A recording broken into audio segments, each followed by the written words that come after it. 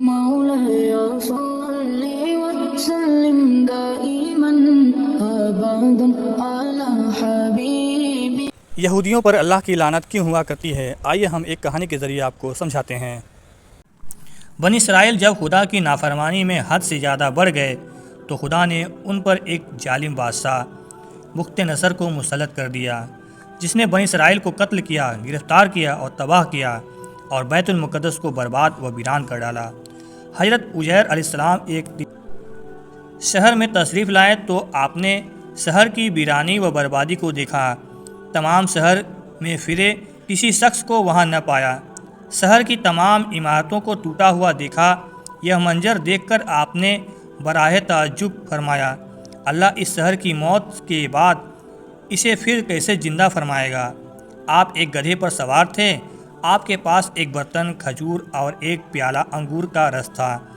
آپ نے اپنے گدھے کو ایک پیڑ سے باندھا، اس پیڑ کے نیچے آپ سو گئے تو خدا نے اسی حالت میں ان کی روح قبض کر لی، گدھا بھی مر گیا۔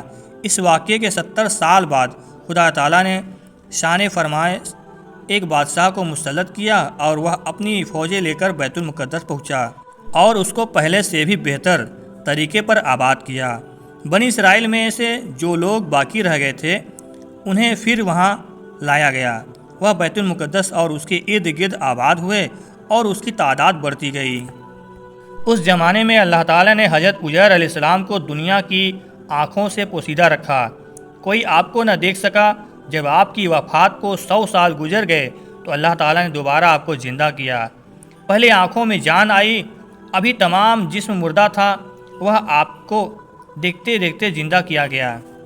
جب سوئے ہوئے تھے وہ صبح کا وقت تھا اور 100 سال کے بعد جب آپ کو دوبارہ زندہ کیا گیا تو یہ شام کا وقت تھا۔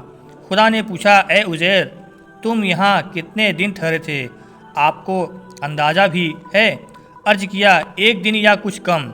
آپ کا خیال یہ ہوا کہ اسی دن کی شام ہے جس کی صبح سے سوئے تھے۔ خدا نے فرمایا، بلکہ تم تو 100 برس ٹھہرے ہو۔ اپنے کھانے اور پانی، کھجور اور انگور کے رس کو دیکھیے کہ ویسے ہی ہے، اس میں بو تک نہیں آئی۔ اپنے گدھے کو بھی ذرا دیکھیے۔ آپ نے دیکھا تو وہ مرا ہوا اور گل چکا تھا، اعضاء اس کے بکھرے ہوئے اور ہڈیاں سفید چمک رہی تھی۔ آپ کی نگاہیں کے سامنے اللہ تعالیٰ نے اس گدھے کو بھی زندہ فرمایا۔ پہلے اس کے آزمائے ہوئے اور اپنے اپنے موقع پر آئے۔ ہڈیوں پر گوشت چڑھا، گوشت پر کھال آئی، بال نکلے، پھر اس میں روح آئی۔ آپ کے دیکھتے دیکھتے ہی وہ اٹھ کھڑا ہوا اور آواز لگانے لگا۔ آپ نے اللہ کی قدرت کا مشاہدہ کیا اور فرمایا، میں جانتا ہوں کہ اللہ تعالیٰ ہر شے پر قادر ہے۔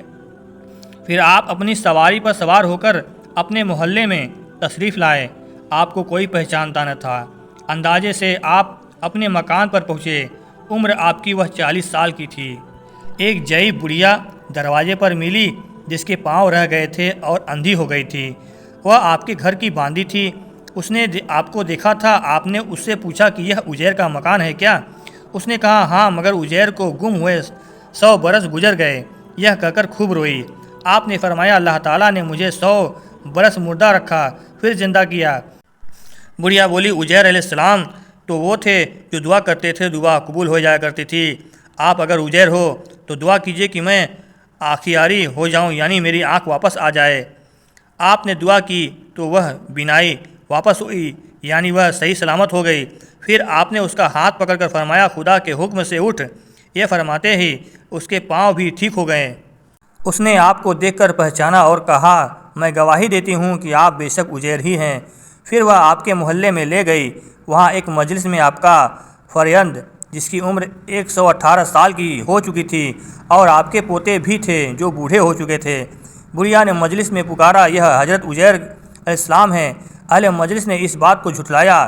اس نے کہا، مجھے دیکھو، میں آپ کی دعا سے بالکل تندرست اور بینائی یعنی واپس میری آنکھیں ٹھیک ہو گئی۔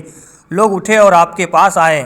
آپ کے فرزند نے کہا، میرے والد صاحب کے کندھوں کے درمیان سیاہ بالوں کا ایک ہلال تھا، جسے مبارک کھول کر دکھا گیا تو وہ موجود تھا۔ اس کہانی سے ہمیں یہ سیکھ ملتی ہے، خدا کی نافرمانی کا ایک نتیجہ بھی یہ ہے کہ ظالم حاکم مسلط کر دیے جاتے ہیں۔ ملک برباد و ویران ہو جاتے ہیں۔ اللہ تعالیٰ بڑی قدرتوں کا مالک ہے، وہ جو چاہتا ہے وہ کرتا ہے۔ ایک دن اس نے سب کو دوبارہ زندہ کرنا ہے اور اپنے حضور بلانا ہے اور حساب لینا ہے۔ یہ بات معلوم ہو گیا، نبی کا جسم موت کے ہونے کے باوجود بھی اللہ جب چاہے اسے زندہ کر سکتا ہے۔